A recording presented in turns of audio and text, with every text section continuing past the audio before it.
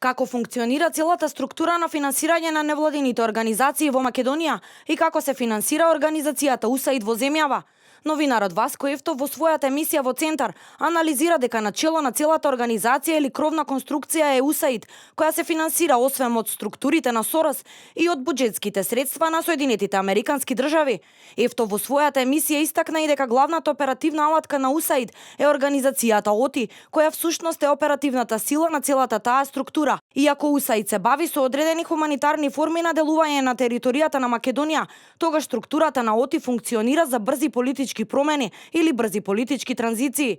Истата оваа организација дели мали грантови од 50 до 100.000 американски долари, може и флексибилно да делува и всушност ги координира сите тие активности за промена на политичката клима и политичките структури во земјава, тврди Ефтов. Групацијата ОТИ има два своји контрактори. Едниот контрактор е структурата на АЕКОМ која делува во Македонија и вториот контрактор е ИС-2 институтот кој се формира токму во Македонија, а во неговото формирање учествува Младинскиот национален совет на Македонија, невладината организација АДИ на Алберт Муслиу, фондацијата Сорос и структурата на Метаморфозис.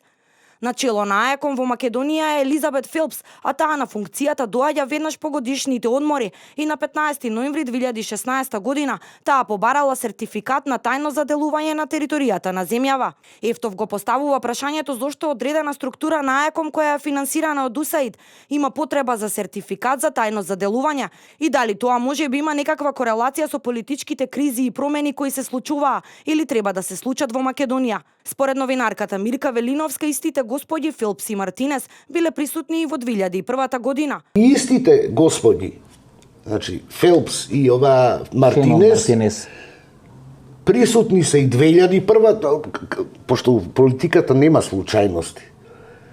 Треба да ги знаете. Фелпс или бара сертификат за тајност во делување. Така е. И сега ти ги гледаш структурите фактички, гледаш што они одработуваат. Велиновска додава и дека Обама и целата екипа која преку АЕКОМ, ОТИ и преку сите овие контрактори ќе одговара за велепредавство во Америка, што и Доналд Трамп најави на последната 90-минутна конференција.